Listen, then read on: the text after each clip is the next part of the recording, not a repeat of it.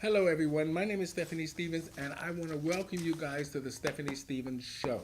Today on my show, I am talking to seniors about mental illness and the workforce at retirement. Today on my show, I have the incredible Mr. Steve Riley. He has agreed to come on to my show and share his story. So today, I'd like for you guys to welcome to my show Mr. Steve Riley. How are you today, sir? Fine, thank you. Wonderful. Now, the reason I wanted to have you on my show today is because um, I have been thinking about the mental um, illness issues. I've been listening to a lot of those in the news today, and I just thought that I wanted to hear it from a senior's point of view. Now, I just wanted to say thank you for coming on my show to tell your story. It's not easy to come on to um, a show and talk about issues that face us today, but I'm glad that you came on to discuss your story with us, and hopefully we can educate others here on my show. Now, where are you from? Can you just give us a little short outline of your life and where are you from? Family, friends, school? Born in Yugoslavia, Mm-hmm. emigrated to Canada in 1959, Mm-hmm. and pretty well grew up here, but I spent time in the States and back in Europe. Okay. Family was three brothers, two sisters, and mother and father, but there was a divorce in the family, and then my mother brought five children up on her own. So you've been in Toronto how many years? Since 1959, on and off, So were you here with family or by yourself? until the age of 15 with family. Mm-hmm. Now, what was your family life in Canada up to the age of 15? Family life. My father was a photographer, and my mother, she was working, and so we had to pretty well grow up on our own as children. But we were a middle class family. But my father was very abusive. He wasn't an alcoholic or drug user, but very Mm-hmm. abusive physically. Okay. If you didn't do the dishes, if you didn't clean or something like that, you got more than a slap. Mm. Now, when you say that so now today our show is about mental illness and seniors facing the workforce. Now, when did you know that you just felt different? Not that you felt mentally ill, but when did you know you knew something was wrong? As I was growing up, I just, when I'd watch TV, I'd see family movies, and I just didn't feel like I belonged because what I was watching on TV wasn't reality to me. Hmm. Now, okay, when did your parents ever feel like something was wrong with you? I really couldn't answer that. Okay. There wasn't much communication. Okay. So do you think that maybe the the were you isolated from your family? Like were you isolated from your parents? Did you have an aunt like a father son outing? Did you have a close relationship with your folks or was it distant? Not close, but in those days growing up, family spent time on Saturdays, Sundays together. But Mm-hmm. there was no close relationship to my father. He didn't play any sports with us. He didn't take us, to any hockey games or anything.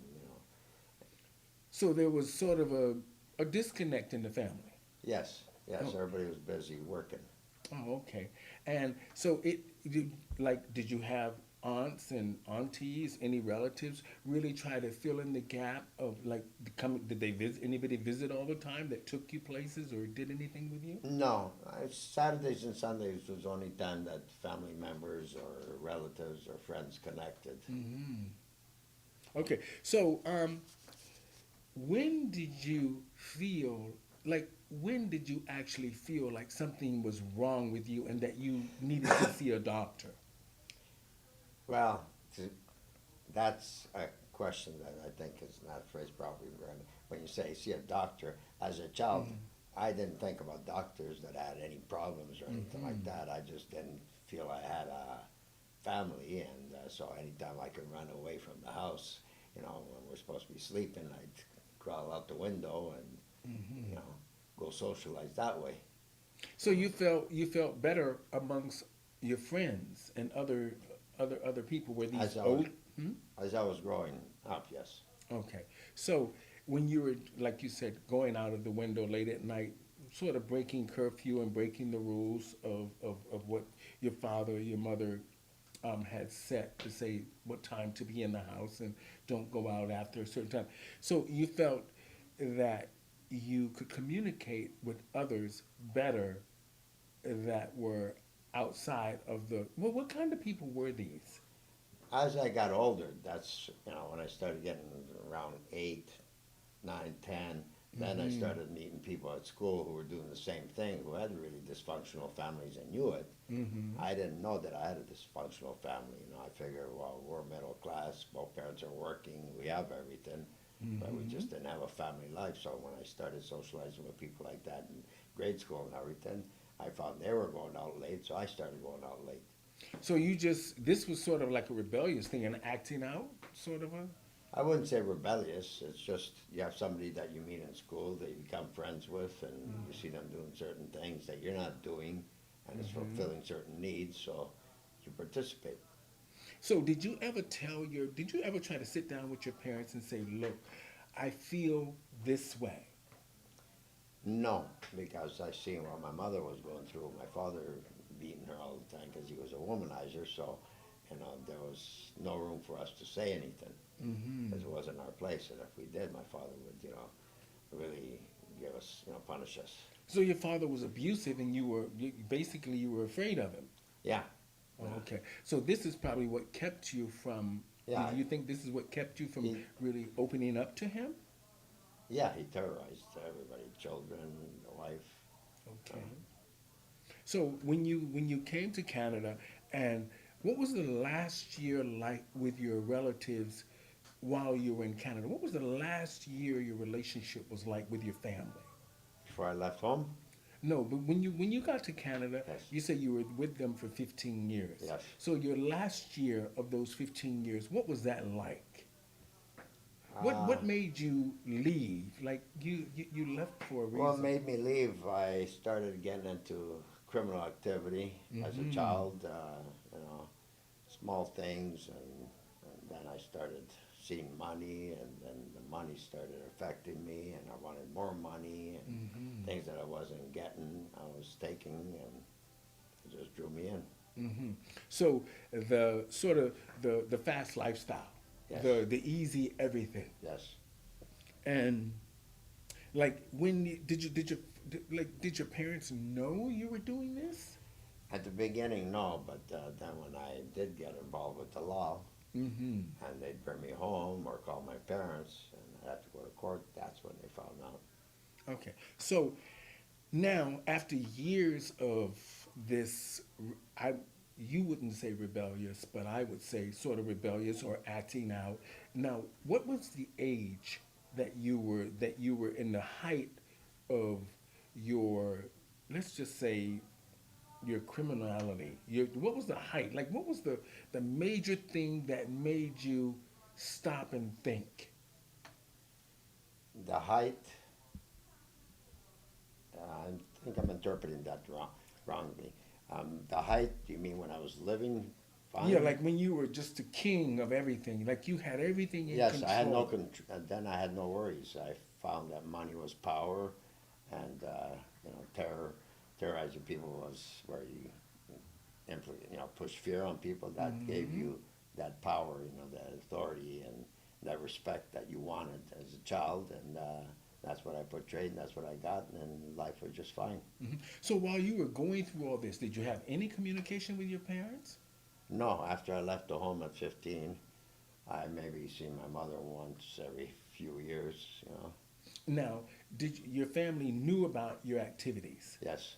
So did they try to talk to you, or they just said we don't want anything to do with No, you? by then my father, then he left when, he left, well, before I left the house, he left. Hmm. And my mother knew, and she visited me in jail or when I was out on bail. She talked to me, why don't I get a job? Why don't I finish school? Hmm. So what was for me, I'm just trying to connect the two, the family and the disorder. Um, To connect those, it took me a lifetime pretty well to connect everything. It's only the recent few years that I've found out where I stood mentally. Uh, People toss labels at me, and nobody could picture it together. I took several psychological courses, and I mhm, found as a child we look at TV, we develop heroes, people want to be things we want to do, and we develop certain roles. At a certain age, we decide what our life's going to be all about, and I've traced it all back now to what affects me mentally is growing up in the mhm, family environment mhm, where my father was abusive to a point where in those days you can beat a child, you can slap a child, and police would come. Oh, he's your father. My father literally beat me with a whip where I had marks on my back, and the police came, and they seen that, and I tell them about it. I was the one who called them, and they say, he's your father. So this mental torture as a child, you grow up and it becomes part of you. You mhm, haven't dealt with it. You haven't discussed it with anybody. And at one point in life, you decide nobody else is going to hurt you. mhm, But then the other side of you comes out, an animal, the dark side. To protect yourself, you do anything to survive. mhm, But you don't realize you have an issue that you haven't dealt with. So that mental illness starts as a child. Then I step into society. The people that are supposed to be there to serve and protect take over. mhm, But in those days, you couldn't tell anybody that a police officer beat you. mhm, So now they assume your father's role. You're tortured, you beat by them. Nobody will believe that. mhm, You go through the system recommends psychiatric treatment, they put a label on you, but you never get that treatment. mhm. But did you try to get that Did I treatment? try? Mm-hmm. Several times, yes, as I Okay. got older. And what were they actually treating you for? What, like when you went to see them? What was the actual treatment? What was the? What was the actual treatment? The best way I can describe this is I was sent to what they used to call 991 Queen Street, which was a psychiatric center. And Are you talking about CAMH? CAMH, yes, it's Okay. called CAMH now. Okay. Well, the psychiatrist did an evaluation and everything, and he said I had psychotic tendencies, narcissistic personality, this and this. I should be sent to a penitentiary for the criminally insane. The possibility of rehabilitation were nil. So that's one assessment I had done. I had another one done at Clark Institute. Same recommendations. Mm-hmm. For three psychiatrists at an early age, but then I'm sent into the system and treatment doesn't follow me. And if it did follow me, I would receive treatment from someone who was in the system who really didn't care. The best way to describe it, I'd always have contact with someone now. As I grew up, I'd say to the person, okay, I'm going to ask you a simple question. Are Mm-hmm. you here for a paycheck or are you here to help me? Mm-hmm. And the answer most of the time was, I'm here for my paycheck. Mm-hmm. And the ones that I found that tried to help me, sooner or later, they left the system. So I never did receive the treatment. They left the system because they seen they couldn't do anything in the system. Like so, sometimes the repeatness of people doing and the same psychiatrists and these same people are repeating the same process all the time. One minute you're out of the system and they figure they've got you balanced, and then all of a sudden 2 weeks later they see you back in the system saying something very similar to what you're saying but adding something more onto it. Eventually they have to come to some diagnosis to what your illness or what they think your illness is and what your treatment should be. Mental illness, when you get absorbed by the system, from Mm-hmm. a family environment into a system environment, it just becomes a revolving door. Labels are added on the outside. Mm-hmm. On the inside, you're medicated. Mm-hmm. No real treatment is given. And then you're assessed again if you're going up for parole Mm-hmm. and labeled again and put on parole and thrown back out in the street. So it's just a revolving door. The system never deals with the issue. So you really never had. So were you in and out of prison at the same time that you were in and out of Cam H? No, CAMH, after CAMH, Mm-hmm. the reason I was assessed to CAMH and everything, I was involved in a violent offense, Mm-hmm. and the judge required, he said he would like to have an assessment done on me. And that's Okay. when the whole process started. Okay. So now, did you ever? Were your family was like you said? Your mother was came a few times. Yes. So did your mother ever step in to? Did she believe that something was actually wrong with you? Because you know mothers never think anything's wrong with their children. No, not mentally. Okay. Now, when did you when did you get a diagnosis that you were comfortable with to go back out into the world to make you think I should change? What was the actual diagnosis and what was the actual outcome of the positive diagnosis that you thought worked for you? That didn't occur. That didn't occur until just last 10 years.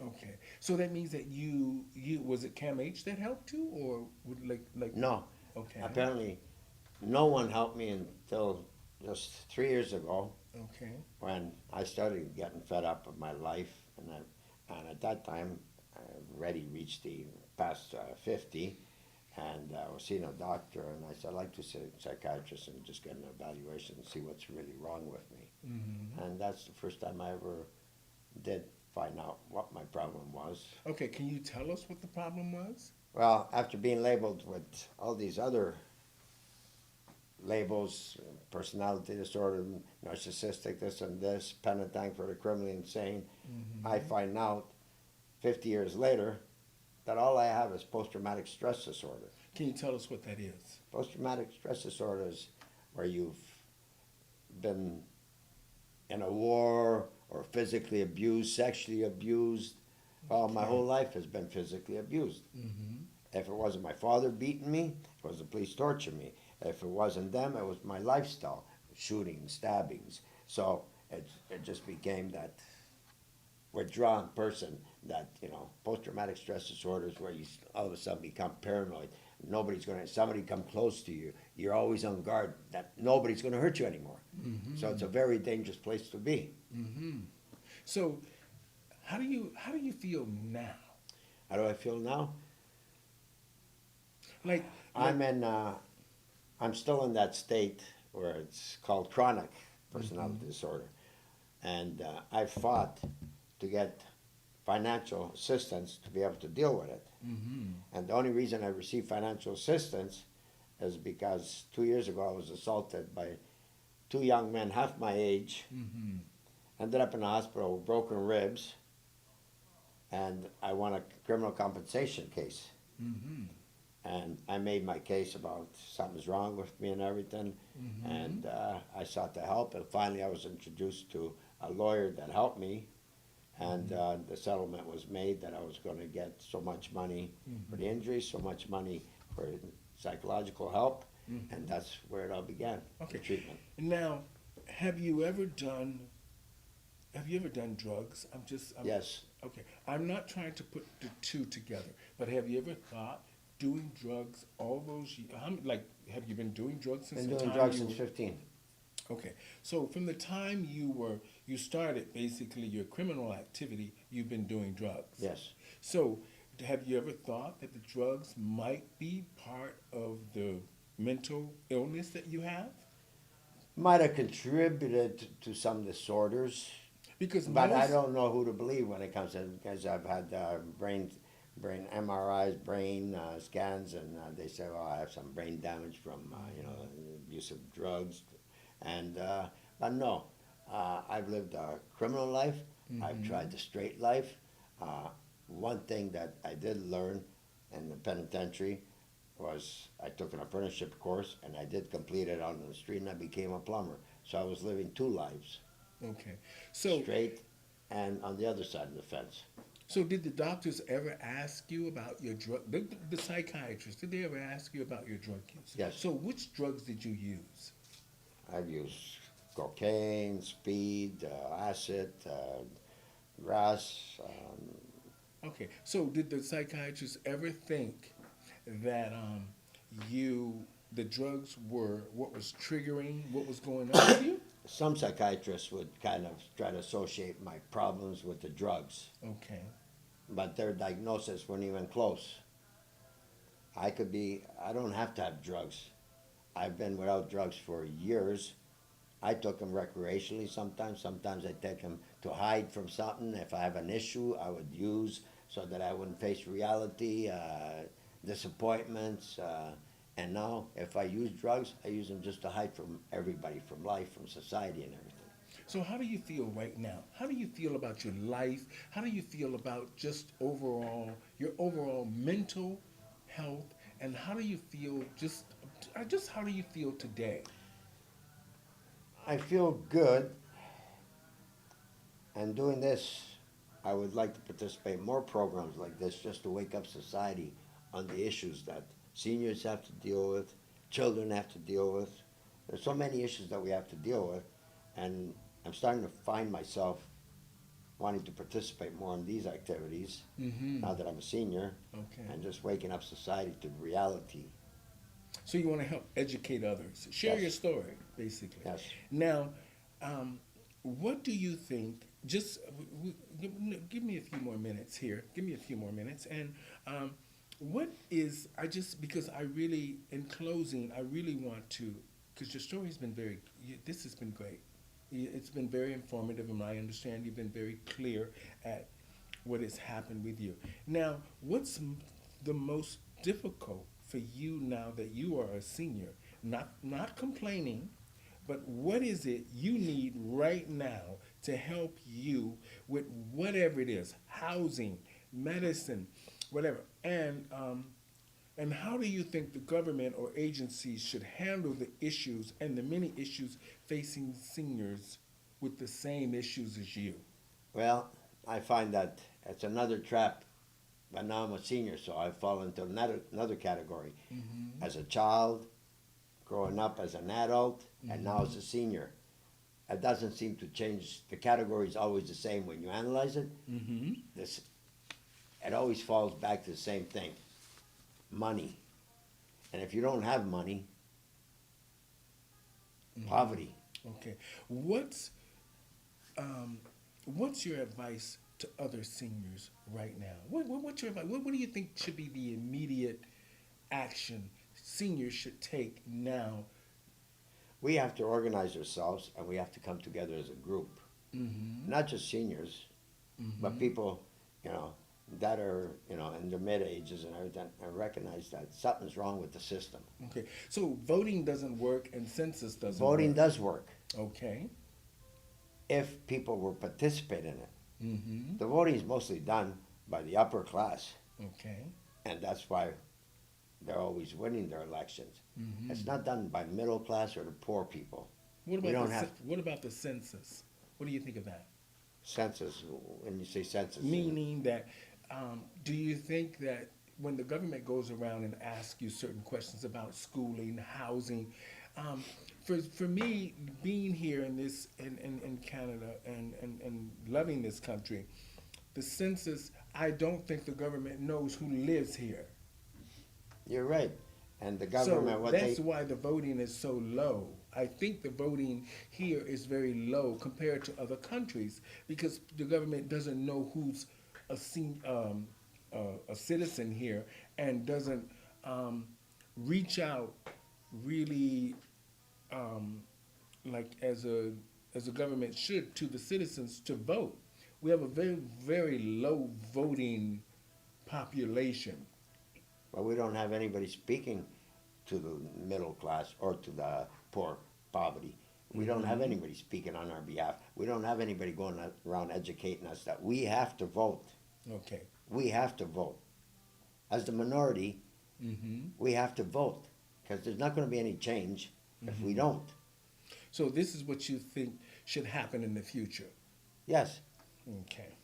Um, do you think this can be achieved with getting everybody? What's the steps you think seniors should take to rally everybody together? I'm taking one right now, Okay. doing the show. Thank you That was great. Um, I just want to say, in closing, I'd like to thank you, Steve, for coming on my show, on the Stephanie Stevens Show. I want to thank you guys so much for tuning in to my show. Today, we talked to Mr. Stephen Riley about mental illness. Now, in summing everything up, I just want to say that seniors, take actions. If you want change, take action, like he said. And make the government accountable because that's why you pay taxes and you vote. So, thank you guys so much for being on the Stephanie Stevens Show. I'm Stephanie Stevens. Be sure to subscribe and share my channel with everyone. And next week, I have the incredible Lauren Lovelace will be on my show to talk about small town LGBT pronoun community being gay, lesbian, bisexual, trans in a small town. Thank you guys so much for tuning in to my YouTube station. I'm Stephanie Stevens. Thank you, Mr. Steve You're welcome. Riley, very much for being on my show. Over and out, everybody. Have a blessed week. I'm Stephanie Stevens. Over and out.